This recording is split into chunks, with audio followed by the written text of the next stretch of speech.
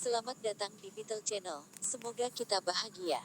Jangan lupa subscribe, like, komen, dan share agar channel ini semakin berkembang. Terima kasih. Novel jenius luar biasa. Bab 366. Perhatian atasan. Bagian 1 dari 2. Ujian selesai, dan semua orang kembali ke kampung halaman mereka untuk istirahat sekolah. Namun, Feng Yu tetap di Beijing. Masalah babi Tianpeng semakin tidak terkendali. Strategi Zhang Ming efektif pada awalnya, tetapi ketika pemerintah setempat mengabaikan masalah ini, para penjual daging babi imitasi itu mulai memperluas operasi mereka. Zhang Ming telah menggunakan merek Tianpeng untuk berinvestasi di peternakan babi di seluruh China. Tapi itu tidak sesukses yang dia harapkan. Pertama, pemerintah daerah tidak mau menerimanya. Anda tidak membayar 1 sen pun dan mengapa Anda harus mendapatkan sahamnya?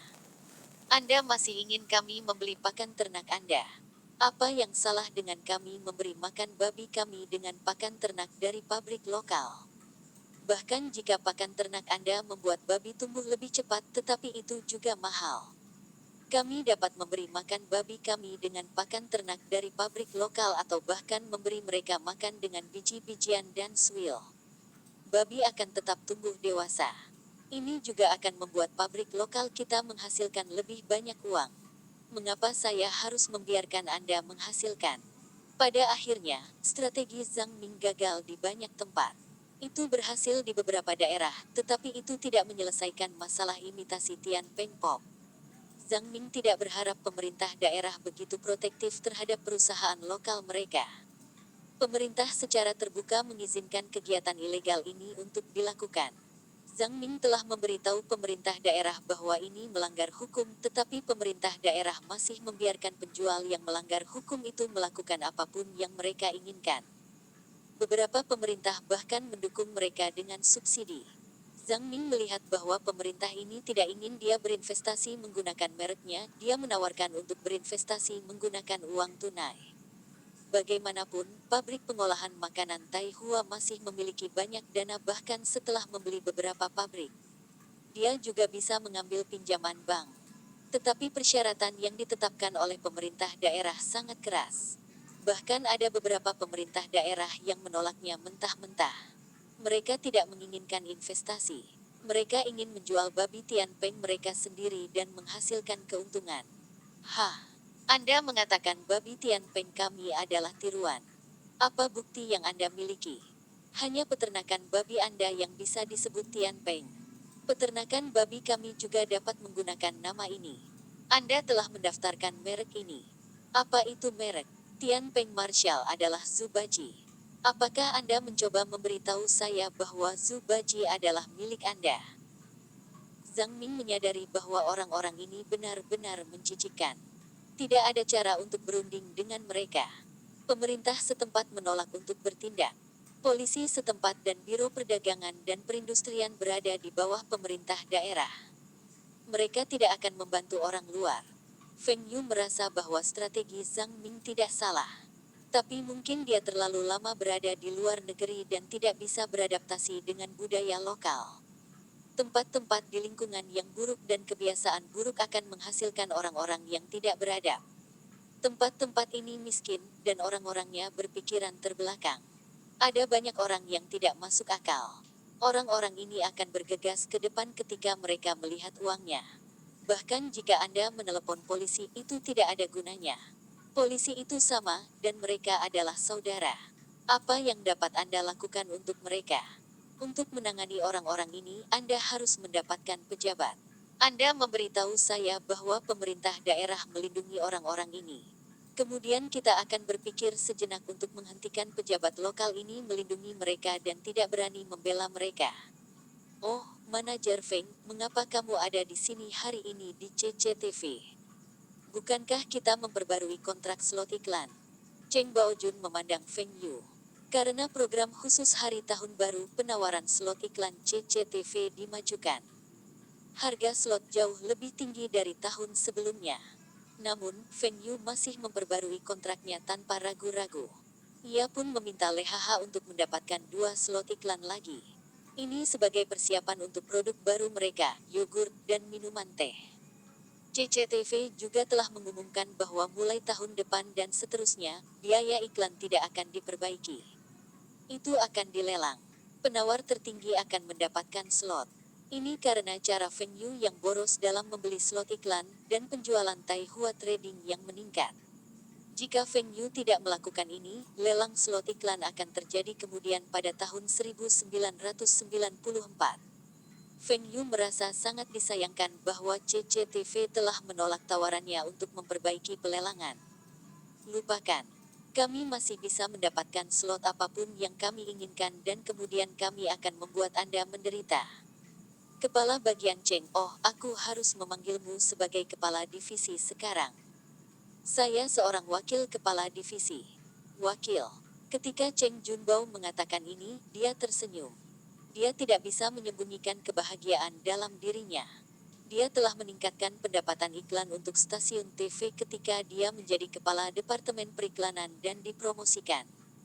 Meskipun dia masih bertanggung jawab atas periklanan, pangkatnya lebih tinggi. Dia mendapat kenaikan gaji dan juga tunjangan yang lebih baik. Saya di sini bukan untuk membicarakan slot iklan. Saya di sini untuk membicarakan program ini. Dalam kehidupan Feng Yu sebelumnya, program ini akan segera dihentikan. Tapi sekarang ada Feng Yu. Tidak hanya latar program saja yang diubah, ia juga sempat memberikan saran untuk menyempurnakan program ini. Program ini dihidupkan kembali, dan pemirsa TV menikmatinya. Tentu saja, Feng Yu melakukannya untuk penempatan produknya di program. Apa yang salah dengan program ini? Kami juga telah menunjukkan produk Anda di acara tersebut sesuai dengan kebutuhan Anda. Kami telah mengubahnya menjadi super fan produk terbaru Anda. Apakah ada masalah? Cheng Junbao bertanya. Saya ingin mengundang untuk melakukan episode khusus. Tentu saja, saya akan membayar Anda untuk itu. Program ini telah memasukkan konsep dan gaya program masa depan dan program ini menunjukkan kehidupan sehari-hari warga sipil biasa dan menggali jauh ke dalam masalah yang dihadapi oleh mereka. Itu diterima dengan baik oleh pemirsa TV. Program ini juga membantu Feng Yu melakukan soft advertising dan bahkan mewawancarai Li Xiyu. Adegan spesial. Manajer Feng, saya mungkin tidak dapat membantu Anda. Ini bukan di bawah yurisdiksi saya. Cheng Baojun menjawab. Feng Yu melirik Cheng Baojun. Kepala divisi Cheng, ini tidak benar. Saya ingat ketika saya menginginkan hak penamaan program, Anda mengatakan bahwa itu tidak dapat dilakukan. Anda bahkan mengatakan kepada saya bahwa para pemimpin telah mengadakan pertemuan dan menolak saran saya. Tahun lalu, stasiun Anda menayangkan program baru. Itu disponsori oleh perusahaan Zengda, dan mereka dapat menamai program ini. Mengapa? Hanya karena itu adalah perusahaan asing dan bos mereka adalah orang asing, Anda semua setuju. Hanya karena saya orang China dan memiliki perusahaan swasta, saya didiskriminasi. Feng Yu sudah lupa ketika dia berbicara dengan CCTV sebelumnya. Jika tidak, ia akan mencoba segala cara untuk membujuk CCTV agar mengizinkannya mensponsori program ini. Program ini akan menjadi program yang paling banyak ditonton di CCTV selama beberapa tahun ke depan. Tapi karena orang lain bisa, kenapa saya tidak? Anda dapat mensponsori dan mendapatkan hak penamaan untuk program varietas ini, maka saya juga dapat melakukan hal yang sama. Yang ditayangkan sebelumnya adalah program yang bagus. Jika namanya diubah menjadi akan lebih baik. Tapi CCTV masih tidak setuju dengan permintaan Feng Yu. Feng Yu memanfaatkan poin ini untuk melawan CCTV. CCTV telah menggunakan saran Feng Yu untuk meningkatkan program mereka dan masih tidak mengizinkannya memiliki hak penamaan. Karena masalah ini, Feng Yu telah mencari wakil kepala stasiun beberapa kali. Sekarang, yang saya inginkan hanyalah membuat episode khusus untuk saya. Mengapa ini tidak mungkin? Apakah saya tidak membayar Anda? Kami bahkan belum membahas harganya, dan Anda menolak saya. Cheng Baojun menjawab dengan wajah sedih. Manajer Feng, saya akan membantu Anda bertanya kepada para pemimpin. Tolong jangan mempersulit saya jika mereka menolak permintaan Anda. Saya bukan orang yang memutuskan program ini. Mengapa Anda terus mengganggu saya tentang ini? Bab 367. Perhatian atasan. Bagian 2 dari 2. Apa? Feng Yu itu ada di sini lagi. Dia ingin kita memfilmkan sebuah episode untuknya. Apakah dia berpikir bahwa CCTV adalah rumahnya? Wakil stasiun Jia tidak senang. Feng Yu telah mengganggu Cheng Junbao beberapa kali dan juga mengganggunya. Jika bukan karena keberhasilan program khusus hari tahun baru, dia akan berselisih dengan Feng Yu. Bagaimana bisa wakil kepala stasiun CCTV dilecehkan oleh anak nakal? Kepala Jia, apakah kamu ingin aku mengusirnya? Tetapi bukankah Anda mengatakan bahwa Anda masih membutuhkan bantuannya untuk menaikkan biaya iklan selama lelang slot iklan tahun depan? Ini adalah alasan utama mengapa wakil kepala Jia menoleransi Feng Yu begitu lama. Dengan Feng Yu, mereka tidak takut slot iklan CCTV tidak dilelang. Feng Yu telah memberitahunya bahwa dia akan membeli semua slot iklan yang tidak terjual.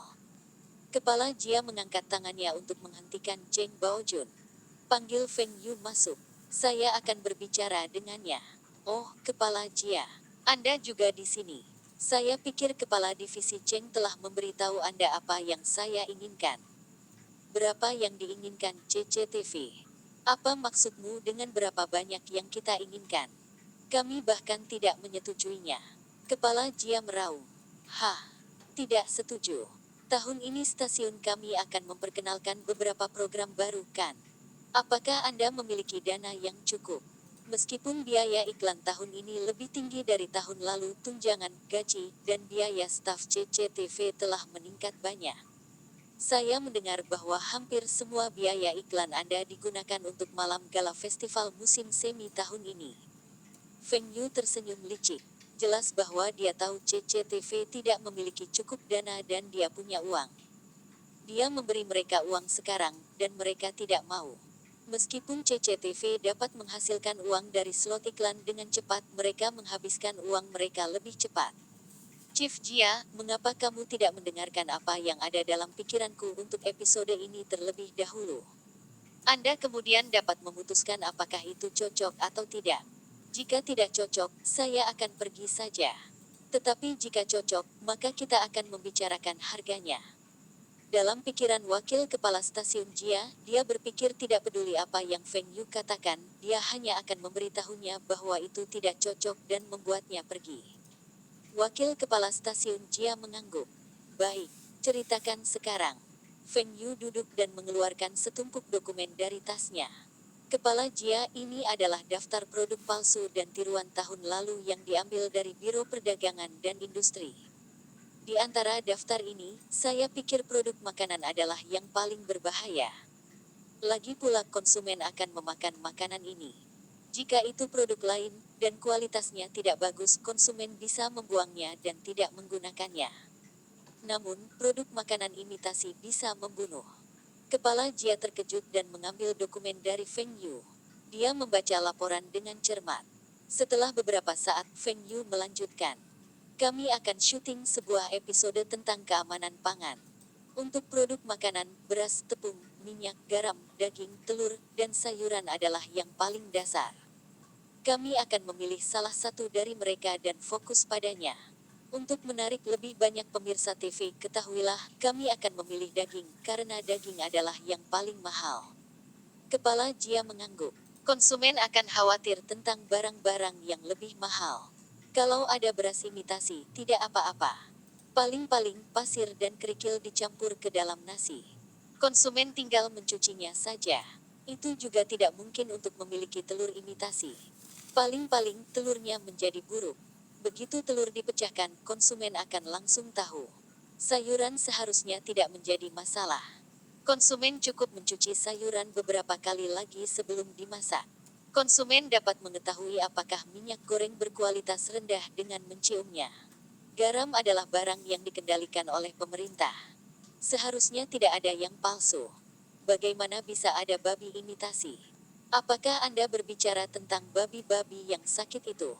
Seharusnya tidak ada banyak babi sakit di sekitar. Mungkinkah ada pandemi dan banyak babi mati di pasar? Jika hanya beberapa lusin babi yang sakit, tidak ada gunanya membuat episode dalam cerita ini. Feng Yu mengangguk. Ya, Ada banyak daging babi berkualitas buruk yang dijual sebagai daging babi berkualitas tinggi di pasaran sekarang. Orang-orang ini ingin mendapatkan perbedaan dengan menipu konsumen. Bangsa kita sekarang menjadi fokus dunia. Setiap hari, media luar negeri memberitakan tentang negara kita. Menurut Anda apa yang akan ditulis oleh media luar negeri jika mereka tahu bahwa negara kita menjual daging babi imitasi kepada rakyat kita? Akankah ini sangat serius? Bagaimana daging babi bisa dijual sebagai daging babi berkualitas lebih tinggi? Wakil Kepala Stasiun Jia merasa bahwa Feng Yu melebih-lebihkan. Sangat sederhana. Daging yang terendam air. Para peternak babi akan memasukkan pipa ke dalam mulut babi, dan memaksa babi untuk diberi makan dengan air sampai babi tersebut mati. Dengan cara ini, babi akan memiliki 10% lebih banyak daging. Bagaimana babi mendapatkan 10% lebih banyak daging? Ini adalah air. Ketika konsumen membeli kembali daging babi dan dimasak, dagingnya akan menyusut. Juga, air dapat disuntikkan ke babi. Dengan cara ini, berat babi akan bertambah 15%. Jarum suntik yang digunakan oleh petani mungkin yang digunakan untuk vaksinasi. Apakah kamu masih berani memakan daging itu? Dalam kehidupan Feng Yu sebelumnya, memiliki satu episode tentang topik ini dan itu sukses. Sekarang, Feng Yu hanya membawanya ke depan. Memang ada daging babi yang terendam air di pasar sekarang. Feng Yu melanjutkan. Apa tujuan dari program ini? Bukankah kita melayani rakyat? Tidakkah Anda berpikir bahwa masalah ini menyangkut orang-orang kita? Tetapi jika Anda menemukan masalah ini, Anda dapat melaporkan ke polisi. Kepala Jia berpikir sejenak dan menjawab. Saya sudah melaporkannya ke polisi, tapi polisi setempat bersekongkol dengan petani dan penjual babi. Tidak ada yang peduli. Beberapa di antaranya bahkan mendapat dukungan dari pemerintah daerah. Mereka tidak memakan daging babi itu sendiri, tetapi mereka tetap menjualnya kepada orang-orang. Tidakkah menurutmu mereka jahat dan harus dihukum? Wakil Kepala Jia terkejut. Polisi tidak mengambil tindakan dan tidak peduli. Masih ada pemerintah daerah yang mendukung mereka. Kamu pikir aku berani berbohong tentang hal-hal serius seperti itu? Jika CCTV memproduksi episode tentang topik ini, tidakkah Anda pikir semua orang di China akan berterima kasih kepada Anda dan pujian akan datang dari seluruh China? Feng Yu melanjutkan bujukannya. Ada yang tidak beres. Bagaimana Anda akan mendapatkan keuntungan dari ini? Anda ingin membayar kami untuk memfilmkan sebuah episode tentang topik ini secara gratis. Wakil Kepala Stasiun memandang Feng Yu dengan curiga. Dia tahu bahwa Feng Yu bukanlah seseorang yang begitu mulia. Feng Yu tersenyum malu-malu. Babi itu dijual sebagai babi Tianpeng. Merek Tianpeng ini adalah perusahaan ayahku. Orang-orang ini menghancurkan reputasi merek kita. Bagaimana kita bisa menjual daging babi kita di masa depan? Wakil Kepala Stasiun Jia berpikir dalam hatinya. Saya benar. Insiden babi ini pasti ada hubungannya dengan bocah ini. Bocah ini sama sekali tidak mulia. Bagus. Anda menyuruh saya untuk mengungkap pemerintah daerah yang menutupi penjual daging babi imitasi itu. Tentu saja. Orang-orang itu terlalu banyak. Mereka merusak citra negara kita, dan mereka memalukan partai. Wakil Kepala Stasiun Jia memutar matanya. Saya pikir akan memakan waktu setidaknya 1 minggu untuk memfilmkan episode ini. Kami masih perlu mengirim beberapa tim ke berbagai wilayah untuk syuting. Ini terlalu terburu-buru, dan banyak sumber daya diperlukan. Saya pikir itu akan menelan biaya setidaknya 100,00 Rmb hingga 200.000 Rmb.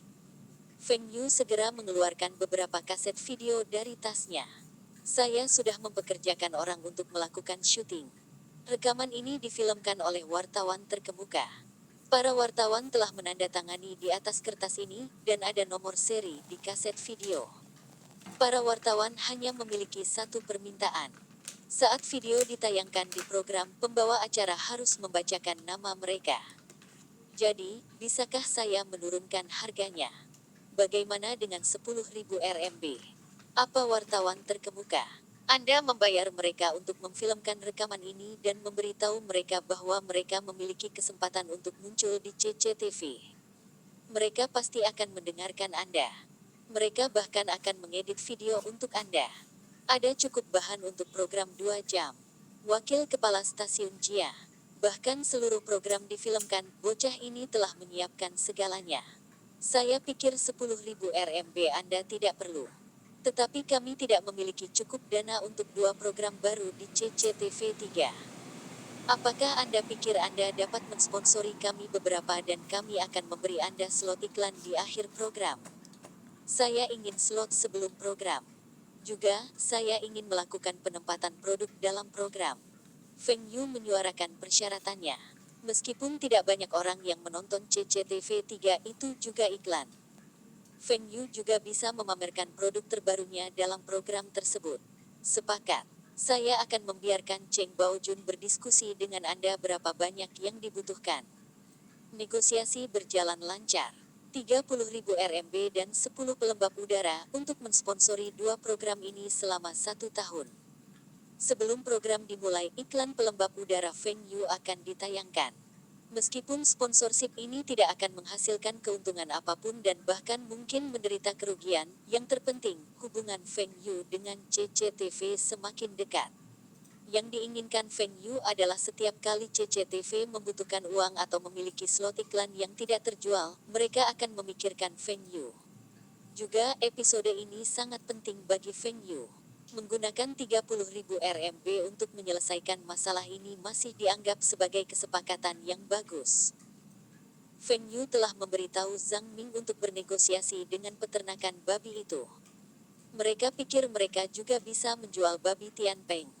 Dalam waktu beberapa hari, peternakan itu akan datang memohon untuk bekerja dengannya.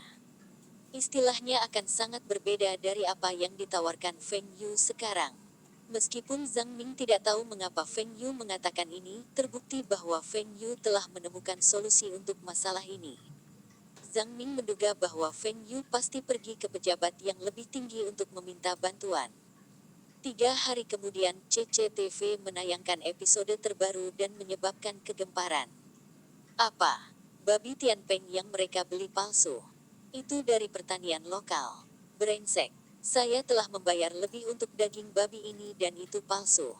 Menggunakan babi lokal sebagai tiruan masih bisa ditoleransi. Tapi penjual itu malah menyuntikkan air ke babi. Tidak heran air menetes dari daging dalam perjalanan kembali. Ya Tuhan. Penjual jahat itu telah menjual babi sakit itu sebagai babi Tianpeng. Orang-orang akan jatuh sakit jika mereka memakan daging babi itu. Gubernur County, sesuatu telah terjadi di peternakan babi county kita. Apa yang salah dengan peternakan? Wabah demam babi. Gubernur County perlahan menyesap dari cangkir tehnya. Saat itu setelah jam kantor, dan bawahannya masih meneleponnya. Tidak bisakah dia menunggu sampai besok pagi? Ini lebih serius dari ini. Kami berada di program CCTV. Beberapa wartawan telah memfilmkan kami menjual babi yang sakit, dan itu ditayangkan di CCTV. Sekarang, seluruh bangsa tahu tentang ini. Apa? Bagaimana Anda bisa membiarkan ini terjadi? Saya akan menyelesaikan ini besok pagi. Gubernur kabupaten menutup telepon, dan telepon berdering lagi. Ada apa dengan kabupatenmu? Bagaimana peternakan Anda bisa menjual babi yang sakit dan masih menggunakan merek Tianpeng? Sekarang bahkan pemerintah pusat sedang melihat masalah ini. Anda adalah aib bagi provinsi kami. Sebaiknya segera selesaikan masalah ini. Mereka yang terlibat harus dihukum sesuai. Besok kota kita akan melakukan serangan terhadap semua barang palsu. Kita akan mulai dengan mereka yang menjual daging babi. Gubernur kabupaten menutup matanya. Peternakan babi saudara iparnya telah selesai. Saat tim investigasi dari Pemkot datang, dia juga akan dilibatkan. Dia juga akan selesai. Jenis adegan ini terjadi di banyak tempat. Orang-orang yang telah menonton program itu terkejut. Ini hanya masalah kecil. Kenapa itu menarik perhatian para petinggi? Nama-nama bahkan dilaporkan selama program berlangsung. Tidak ada cara bagi orang-orang ini untuk melarikan diri. Satu-satunya solusi sekarang adalah segera menghapus penjual tiruan itu. Bab 368. Peternakan babi Tianpeng menang. Tolong dukung saya dengan menggunakan tautan ini PayPal. Menop translator atau Patreon itu menjadi mimpi buruk bagi para penjual ilegal daging babi imitasi Tianpeng dalam semalam. Pemerintah pusat menyadari masalah ini dan sedang menyelidiki masalah ini. Nama-nama penjual dan pertanian ini ditunjukkan selama program. Pejabat lokal di daerah di mana pertanian dan penjual berada menjadi gila. Atasan mereka telah menelepon untuk menegur mereka. Ini memalukan, dan cucian kotor mereka ditunjukkan ke seluruh bangsa. Gerakan basmi titian pengpok imitasi telah dimulai di seluruh China. Banyak peternakan babi yang harus memanfaatkan merek Tianpeng untuk mengubah kerugian menjadi keuntungan. Sekarang, pemerintah mulai menekan mereka. Tidak ada cara bagi mereka untuk melarikan diri. Pemilik peternakan ini tiba-tiba teringat bahwa pabrik pengolahan makanan Taihua telah memperingatkan mereka tentang penggunaan ilegal merek Tianpeng. Tetapi orang-orang ini mengabaikan peringatan itu. Pemerintah daerah belum mengambil tindakan apapun terhadap mereka. Apa yang bisa dilakukan perusahaan swasta terhadap mereka? Kini, pemerintah setempat tak bisa lagi menutup mata atas aktivitas mereka. Hukumannya juga berat. Denda yang besar dan kuat, penutupan paksa penyitaan kendaraan mereka dan keuntungan moneter ilegal. Pemilik dan penjual peternakan babi ini semuanya dalam masalah. Mereka semua menyesal tidak mengindahkan peringatan tersebut. Para pejabat yang bersekongkol dengan para petani dan penjual ini diselidiki oleh otoritas yang lebih tinggi. Beberapa dari mereka dijebloskan ke penjara. Semua orang ini telah menghasilkan banyak uang baru-baru ini. Mereka berpikir bahwa mereka akan mendapatkan lebih dari 2 kali lipat dari tahun lalu. Tapi tak satu pun dari mereka mengharapkan CCTV untuk mengekspos mereka. Mereka mendengar bahwa para pejabat tinggi dari pemerintah pusat menginginkan tindakan keras terhadap kegiatan tersebut. Mereka hanya orang pertama yang dikorbankan. Begitu pemerintah mulai menyelidiki masalah ini, semua tiruan Tianpeng Pok menghilang dalam 3 hari. Pada waktu bersamaan, perwakilan pabrik pengolahan makanan Taihua muncul lagi dan mulai bernegosiasi dengan pemilik pertanian itu. Sekarang, pabrik pengolahan makanan Taihua tidak lagi bernegosiasi untuk membeli saham pertanian mereka. Mereka juga ingin membeli seluruh peternakan. Pemilik pertanian ini telah menderita kerugian besar, dan mereka bahkan tidak mampu membayar denda yang besar. Pemerintah setempat telah memberitahu mereka bahwa jika mereka tidak mampu membayar denda, pertanian mereka akan disita. Jika pertanian mereka disita, mereka tidak akan punya apa-apa. Namun, jika mereka menjual pertanian mereka ke pabrik pengolahan makanan Taihua, mereka mungkin masih memiliki sisa uang setelah membayar denda. Mereka bahkan mungkin memiliki kesempatan untuk bangkit kembali. Tetapi ketika negosiasi dimulai, pemilik pertanian ini mogok. Mereka telah berbicara dengan perwakilan pabrik pengolahan makanan Taihua sebelumnya dan hampir menyelesaikan harga saham mereka. Tetapi sebelum kesepakatan diselesaikan, perwakilan itu tiba-tiba pergi. Sekarang, perwakilan itu kembali. Jelas bahwa mereka ingin memanfaatkan kesempatan ini untuk mengambil keuntungan dari mereka. Semua penawaran mereka sebelumnya adalah perubahan. Mereka tidak tertarik lagi untuk berinvestasi. Mereka ingin membeli lebih dari pertanian mereka, dan jumlah yang mereka tawarkan terlalu rendah. Jumlah yang ditawarkan untuk membeli pertanian mereka hanya bisa membeli 70% saham sebelum tindakan keras. Tidak ada keuntungan bagi pemilik itu sekarang. Perwakilan adalah perusahaan di pendirian mereka. Zaman sudah berbeda sekarang. Jika Anda tidak setuju, baiklah. Kami akan menuntut Anda. Anda pikir setelah membayar denda pemerintah, semua masalah Anda akan berakhir. Kami akan menuntut Anda, dan Anda masih harus membayar ganti rugi kepada kami. Masalah ini telah meledak sekarang. Setelah membayar denda Anda bahkan mungkin dipenjara. Kami tidak akan menuntut Anda, tetapi Anda harus menyetujui harga pembelian pertanian Anda oleh kami. Anda harus membersihkan semua babi di peternakan Anda, dan kami akan mengirimkan sekumpulan babi. Kami akan menggunakan metode ilmiah kami dalam memelihara babi dan pakan ternak.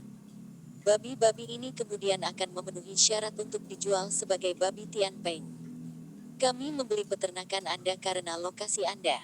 Kandang babi di peternakan Anda akan dirobohkan dan dibangun kembali menjadi peternakan babi modern. Orang-orang ini tidak setuju dengan harga serendah itu. Mereka tidak punya apa-apa lagi setelah membayar denda.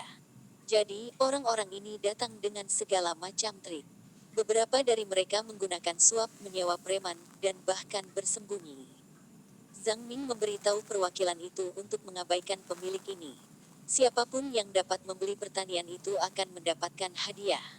Hadiah uang tertinggi lebih dari 10.000 RMB. Mereka yang menerima suap dari pemilik tidak hanya akan dipecat. Mereka akan diserahkan ke polisi. Sebenarnya, tidak mungkin bagi pabrik pengolahan makanan Tai Hua untuk membeli semua peternakan ini. Tidak hanya mereka tidak memiliki cukup dana, tetapi mereka juga tidak memiliki sumber daya yang cukup untuk mengelola begitu banyak peternakan. Selain itu, tidak perlu mengambil alih pertanian kecil itu. Sebagian besar peternakan ini masih diinvestasikan menggunakan merek Tianpeng. Tapi ada beberapa peternakan besar yang ingin dibeli Zhang Ming. Peternakan ini adalah skala tingkat kota dan cocok untuk diubah menjadi peternakan babi Tianpeng. Untuk mengubah peternakan babi bukanlah tugas yang mudah. Itu karena tata letak dan kondisi lingkungan. Jadi, Zhang Ming harus melibatkan Profesor Su untuk membantu. Peternakan yang menurut Profesor Su cocok untuk diubah menjadi peternakan modern adalah target Zhang Ming. Peternakan yang tidak sesuai akan diinvestasikan menggunakan merek Tianpeng. Zhang Ming masih di Chengdu, bernegosiasi dengan pemilik peternakan babi paling terkemuka. Peternakan ini adalah target utamanya, dan dia harus mendapatkannya.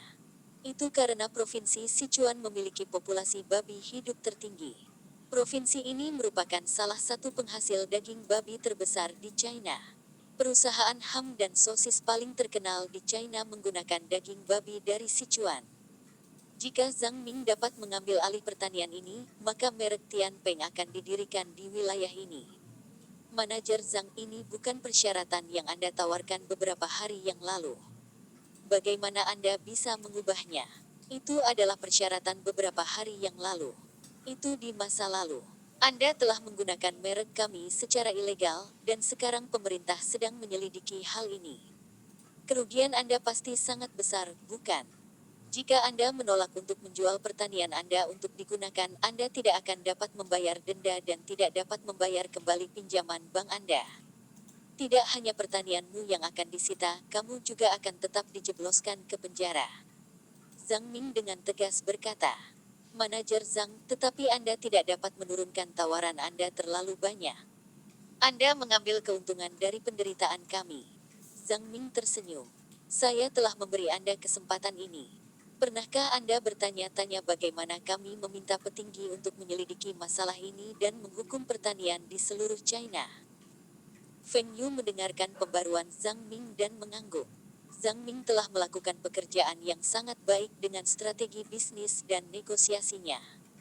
Tidak hanya dia telah berhasil berinvestasi di lebih dari selusin peternakan babi, tetapi dia juga telah mengakuisisi 4 peternakan skala besar. Keempat peternakan ini sekarang sedang dalam tahap rekonstruksi. Zhang Ming telah mengatakan bahwa merek Tianpeng sekarang adalah merek daging babi terbesar di China. Namun mereka masih belum menguasai seluruh pasar China. Mereka hanya memperoleh pasar kota-kota besar.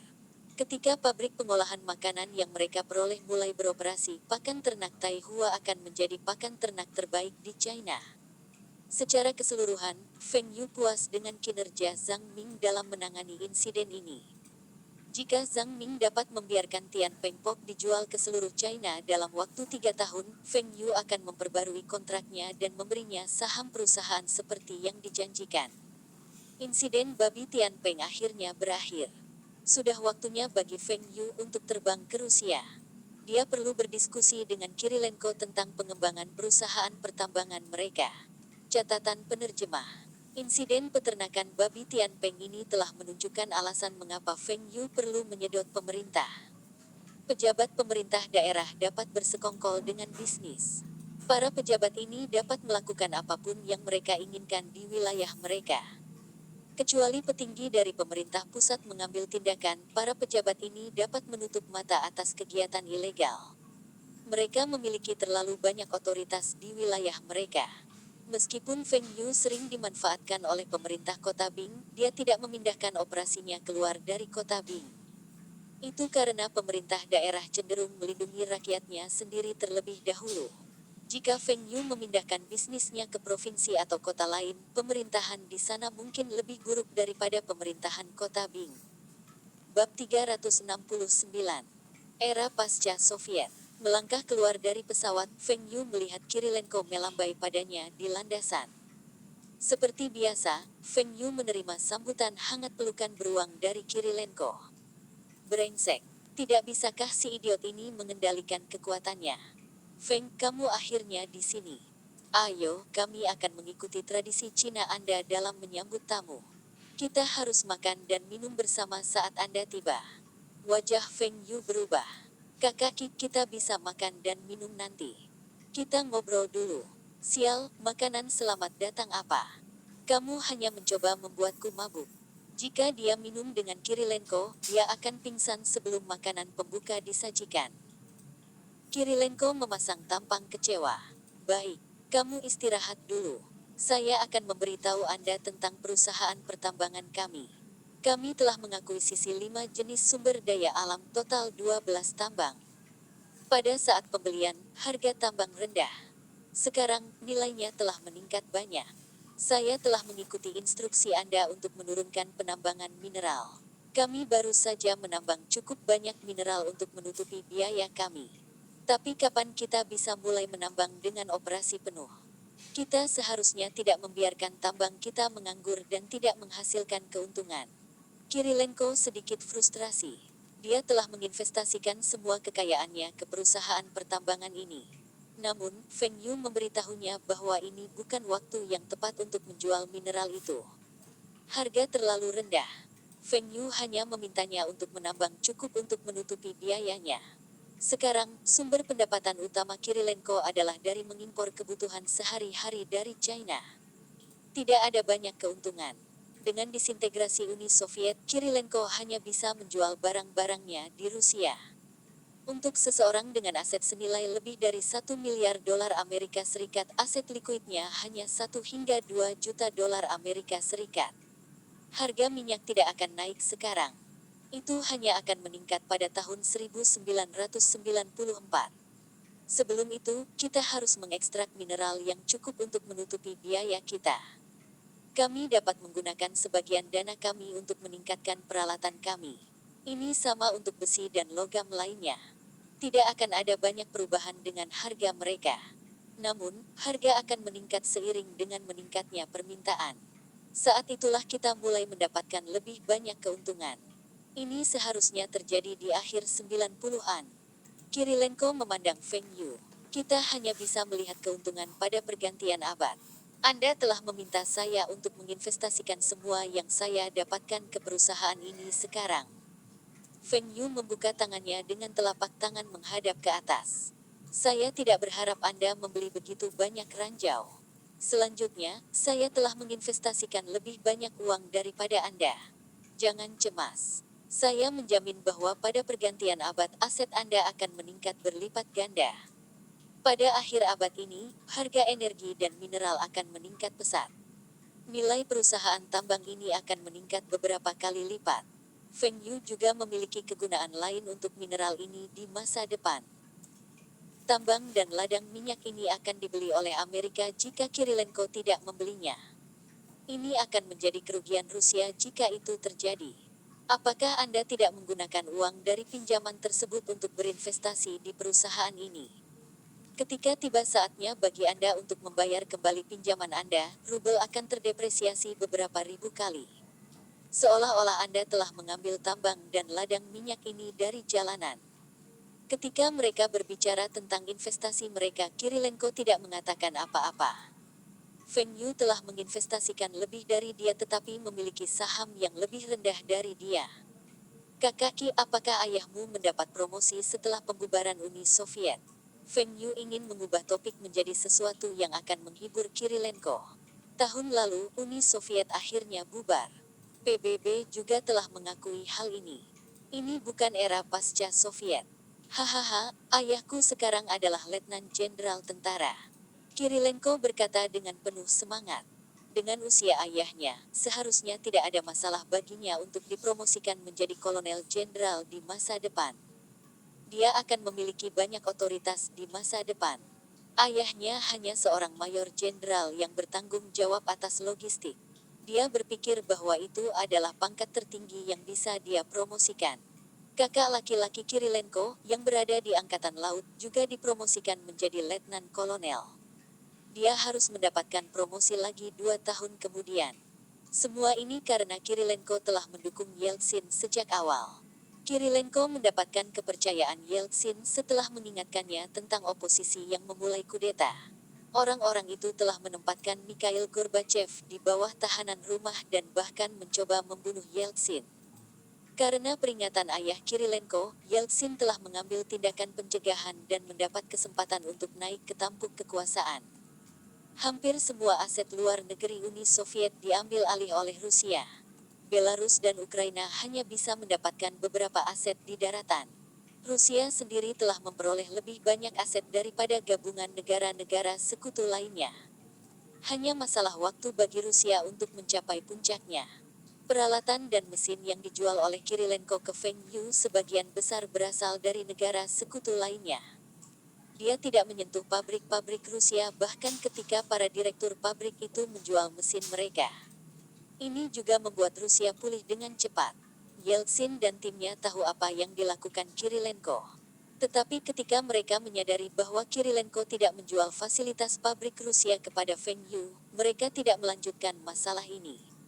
Itu juga bagus untuk Yeltsin karena apa yang Kirilenko akan melemahkan negara sekutu lainnya. Ini akan memungkinkan Rusia untuk tetap menjadi pemimpin Eropa Timur. Kirilenko telah menjual banyak mesin dan peralatan dari Belarus dan Ukraina. Kirilenko juga telah berhenti dari ketentaraan. Dia sekarang menjadi pengusaha sejati. Kakak laki-lakinya akan mewarisi posisi ayah mereka di militer. Kirilenko bisa menjadi jutawan yang bahagia. Setelah ayahnya dipromosikan, Kirilenko telah menjadi pemimpin di lingkaran generasi kedua Rusia. Selamat. Saya masih membutuhkan bantuan Anda tentang masalah yang saya sebutkan sebelumnya. Meskipun saya tidak terburu-buru, ini harus diselesaikan sesegera mungkin.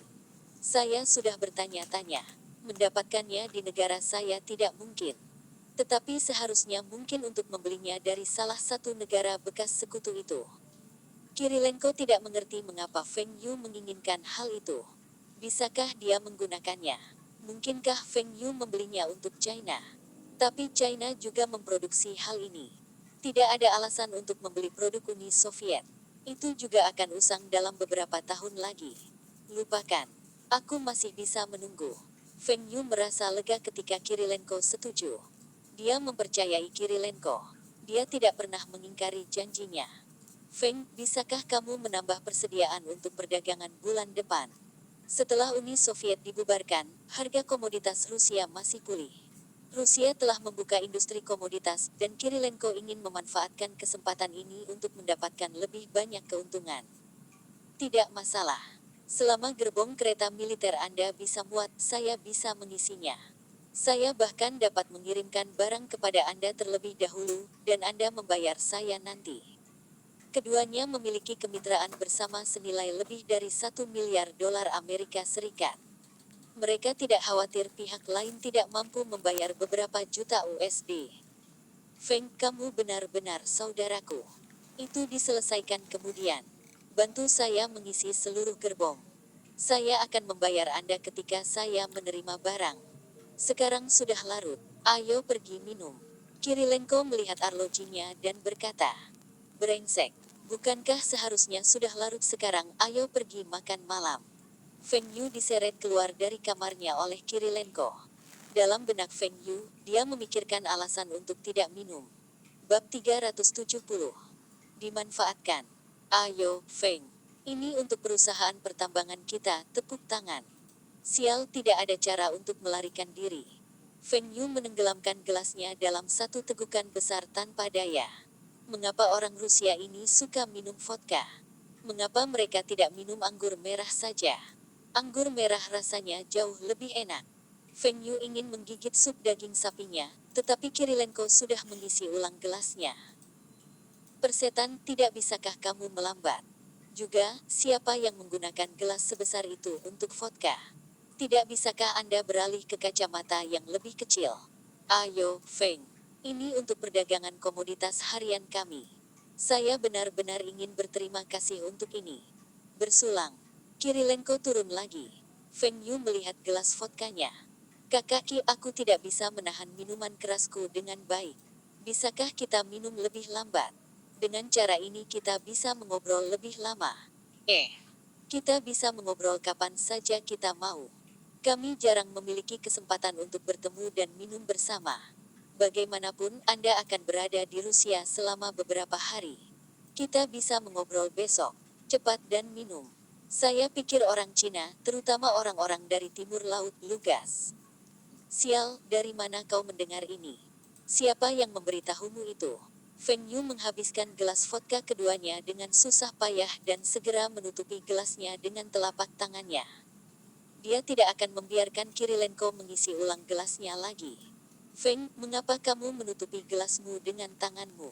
Ketika saya meminta Anda untuk minum tahun lalu, Anda mengatakan kepada saya bahwa di China usia legal untuk minum adalah 18 tahun.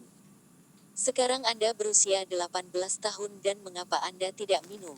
Feng Yu, aku terlalu banyak minum tahun lalu. Saya adalah seseorang dengan lebih dari 1 miliar aset. Bagaimana saya bisa terlihat dibawa kembali ke kamar hotel setiap malam setelah minum dengan Anda?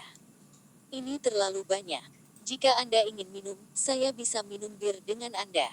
Sebagai seseorang dari kota Bing, saya tidak takut minum bir. Kita bisa melengkapi siapa yang bisa menahan kandung kemih kita lebih baik saat minum bir. Kaki, saya jarang datang ke Rusia. Saya ingin mencoba bir lokal Anda. Mengapa tidak membiarkan saya beralih ke bir? Ayo, kita lihat siapa yang mabuk duluan saat kita minum bir. Kita bisa minum bir besok. Malam ini kita akan minum ini dulu. Ini Rusia, bukan ini vodka terbaik dunia. Hanya karena kamu, aku mengeluarkan botol ini. Feng Yu ingin memberitahu Kirilenko untuk memperlakukannya sebagai orang biasa dan tidak memperlakukannya dengan baik. Kakaki, saya tidak bisa minum banyak. Besok kita masih harus mendiskusikan perusahaan kita. Selain itu, saya hanya mengambil beberapa gigitan dari hidangan ini. Saya lapar. Tes, kamu benar-benar selimut basah. Bagus. Ini akan menjadi gelas terakhir. Sial, satu gelas sekitar 150 ml, 3 gelas setara dengan hampir setengah liter, dan ini masih vodka dengan kandungan alkohol tinggi. Feng Yu bisa merasakan bahwa semua yang dia makan hari ini akan keluar melalui mulutnya. Tunggu, kenapa aku berpikir untuk mengambil sebotol vodka itu sebelum Kirilenko bisa mengisi ulang gelasnya? Feng Yu tiba-tiba teringat bahwa ketika saudara iparnya minum dengan Kirilenko sebelumnya, dia tidak minum 1 gelas pun. Ada banyak cara untuk membuat orang minum. Dia bisa membuat Kirilenko mabuk lebih dulu. Kakaki, biarkan aku menuangkan untukmu. Karena Anda menyebutkannya, malam ini kita akan minum sampai kenyang. Saya tidak bisa minum banyak tetapi Anda bisa. Anda harus minum lebih banyak. Feng Yu meraih botol itu dan mengisi gelas Kirilenko. Dia menuangkan sedikit ke dalam gelasnya dan segera meminumnya. Kirilenko bahkan tidak menyadari bahwa Feng Yu mempermainkannya. Dia masih berpikir bahwa Feng Yu telah menghabiskan seluruh gelas. Dia juga mengosongkan gelasnya. Feng Yu terus mengisi gelas Kirilenko. Setelah beberapa saat, Feng Yu merasa mabuk. Kirilenko juga memiliki mata yang mendung. Feng, minum bersamamu hari ini adalah yang terbaik. Nanti malam kita bisa terus mengobrol.